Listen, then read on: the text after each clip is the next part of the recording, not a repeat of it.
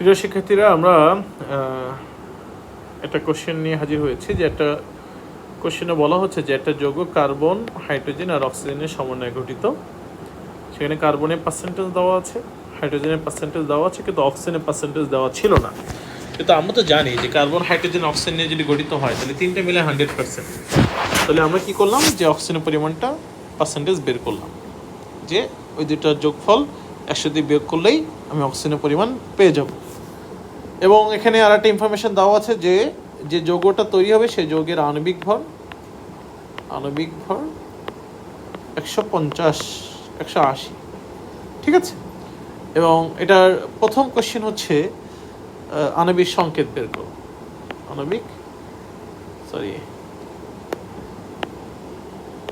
আণবিক সংকেত কত হবে? চলো আণবিক সংকেত বের করি। চলো, আমাদের আণবিক সংকেত বের করতে গেলে তো স্থূল সংকেত লাগবে, তাই না? তাহলে ফার্স্ট আমরা শতকরা সংযুতি দিয়ে স্থূল সংকেত বের করি। চলো, তাহলে ফার্স্ট রুল কি? শতকরা সংযুতি দিয়ে স্থূল সংকেত বের করার ফার্স্ট রুল হচ্ছে শতকরা সংযুতিকে পারমাণবিক ভর দ্বারা ভাগ করতে হবে। করলাম।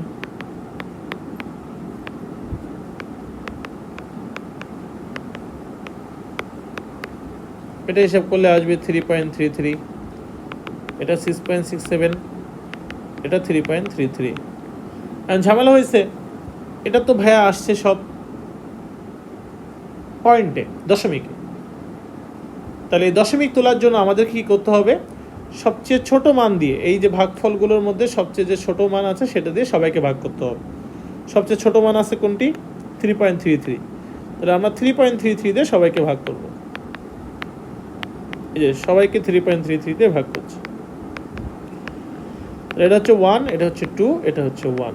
তার মানে স্থূল সংকেত হচ্ছে CH2O, এটাই হচ্ছে তার স্থূল সংকেত। আর আণবিক সংকেত কেমনে বের করবো স্থূল সংকেত দেওয়া থাকলে? আমাদের মনে আছে আণবিক সংকেত সমান সমান ব্র্যাকেট স্থূল সংকেত, ব্র্যাকেটের শেষে সাফিক্স প্রেফিক্সে আছে n। তো এখন আমাদেরকে কি করতে হবে? এই n এর মান যদি আমি জানতে পারি তাহলে স্থূল সংকেত বসাবো CH2O, এখানে n এর মান বসাই দিব। n এর মান কি? n এর মান হচ্ছে আণবিক ভর, যৌগের যে আণবিক ভর সেটা ডিভাইডেড বাই স্থূল সংকেতের আণবিক ভর।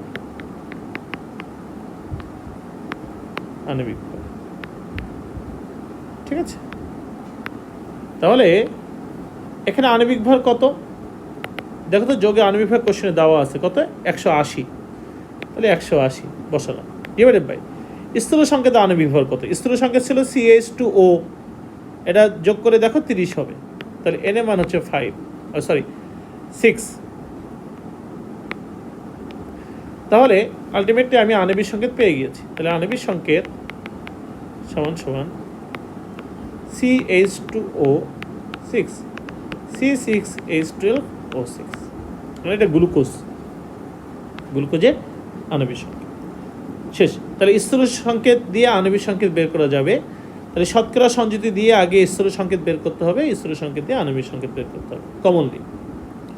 আর যদি কোনো যৌগের স্থূল সংকেত দেওয়া থাকে আর আণবিক ভর যদি ডিরেক্ট দেওয়া থাকে, তাহলে তো আমি ডিরেক্ট ম্যাথ করতে পারবো, এই পোর্শনটুকু দিয়েই ম্যাথ করতে পারবো, যে আমার শতকরা স্থূল সংকেত আলাদা করে বের করা লাগবে না। কিন্তু শতকরা সংযুতি দেওয়া আছে, সেখান থেকে আণবিক সংকেত বের করতে বলছে, তাহলে আগে স্থূল সংকেত বের করতে হবে, সেই স্থূল সংকেত দিয়ে আণবিক সংকেত বের করতে হবে কমন। এবার আসি, এটারই সেকেন্ড কোশ্চেন ছিল যে আমরা যদি এই যৌগটাই 2.75 লিটার এবং 0.25 m এটা দ্রবণ তৈরি করতে চাই এই যৌগ দিয়ে, তাহলে তার ঘনমাত্রা এবং কি পরিমাণ লাগবে? 2.75 লিটার এবং 0.25 m দ্রবণ তৈরি করব কিভাবে? কোশ্চেন। তার মানে আমার এই যৌগটা, গ্লুকোজ কতটুকু দেওয়া লাগবে? আমরা জানি এস এর মান দেওয়া আছে 0.25, ভি এর মান দেওয়া আছে 2.75, এটা লিটার এককে আছে। কি এককে আছে? লিটার। তাহলে এখন আমাদেরকে বের করতে হবে ডাব্লুর মান, মানে কি পরিমাণ গ্লুকোজ আমার দেওয়া লাগবে, ডাব্লু বের করতে হবে, তাই না? খুব আমরা জানি একটা সূত্র, এস ইকুয়াল টু 1000 W/mv, এই সূত্রটা আমরা খুব কমন জানি। তাহলে এই সূত্রে 1000 দিলাম, ডাব্লুর মান আমার বের করতে হবে, এম এর মান দিলাম, বলো গ্লুকোজের এম এর মান কত, 180, আর ভি দিলাম। যখনই আমি 1000 W/mv সূত্র ইউজ করবো, এখানে 1000 দেওয়ার কারণে ভিকে আর লিটারে রাখা যাবে না, এটাকে এমএল এ দিতে হবে।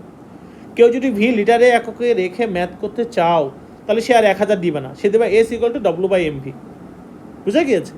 কেউ যদি 1000 সূত্রে দাও, তাহলে সেখানে আয়তনটা লিটারে না লিখে মিলি লিটার দিতে হবে। আর কেউ যদি মনে করো যে না ভাই আমি লিটারে ডিরেক্ট করতে চাই, তাহলে সে কিন্তু আর 1000 দেওয়া যাবে না, সে লিখবে এস ইকুয়াল টু W/mv। তাহলে আমি এটাকে নিয়ে যাই, কিসে নিয়ে যাব, আমি এটাকে 2.75 লিটারকে মিলি লিটারে নিই, মানে এর সাথে 1000 গুণ করব, 275 এই যে ml। ওকে, আমি 1000 গুণ করলাম, আমার মনে হয় একটু বেশি হয়ে গেছে, একটা শূন্য কম হবে, হ্যাঁ 2750 ml। এটা দিয়ে এস এর মান থেকে, এস এর মান তো আমার দেওয়া আছে 0.25, তাহলে এখান দিয়ে আমি ডব্লু মান বের করতে পারবো। তখন আমি বলবো যে এই দ্রবণ কিভাবে তৈরি করব, যে এত গ্রাম গ্লুকোজ যোগ করলে এই দ্রবণটা তৈরি হবে। এই যে এখানে কিন্তু ডিরেক্ট কোশ্চেনে বলিনি যে কত গ্রাম গ্লুকোজ যোগ করবা, এখানে কিন্তু ডিরেক্ট কোশ্চেনে বলা হয়নি যে কত গ্রাম গ্লুকোজ যোগ করবে, এখানে বলা হয়েছে যে দ্রবণটা কিভাবে তৈরি করব। কিভাবে তৈরি করবো যখনই কোশ্চেন আসছে, তখন আমাকে দেখতে হবে যে এখানে এস এর মান দেওয়া আছে, ভি এর মান দেওয়া আছে, তাহলে এখানে আমার ডব্লু মান চাচ্ছে যে কতটুকু ভরের গ্লুকোজ দিতে হবে এই দ্রবণ তৈরি করতে। তখন তুমি ডব্লু মান বের করে বলবা যে আমি এত গ্রাম দিয়ে এই যৌগটা তৈরি করতে পারবো। ঠিক আছে, তাহলে আলটিমেটলি আমরা এই এস ইকুয়াল টু 1000 W/mv এই সূত্র দিয়ে আমাদের ম্যাথ আসতে পারে। আমার জন্য এটা দেখে ঘাবড়ায় না যায় যে আমাদের আসলে ম্যাথ সূত্র আছে, সুন্দর করে নোট খাতায় সুন্দর করে সূত্র দেওয়া আছে, সূত্র দেখবা এবং সুন্দর করে এটা ভালোভাবে একটার সাথে আর একটা কী করবা, কানেকশান করবা যে কোড কী চেয়েছে, কী দেওয়া আছে। ঠিক আছে, এবার চলো, যদি এমন করে একটা যোগ দেওয়া আছে যে একটা যৌগের, ধরে নাও, আমি তোমাদেরকে বোঝার জন্য দিলাম, ধরে নাও যে H2SO4, হ্যাঁ, এই যৌগটা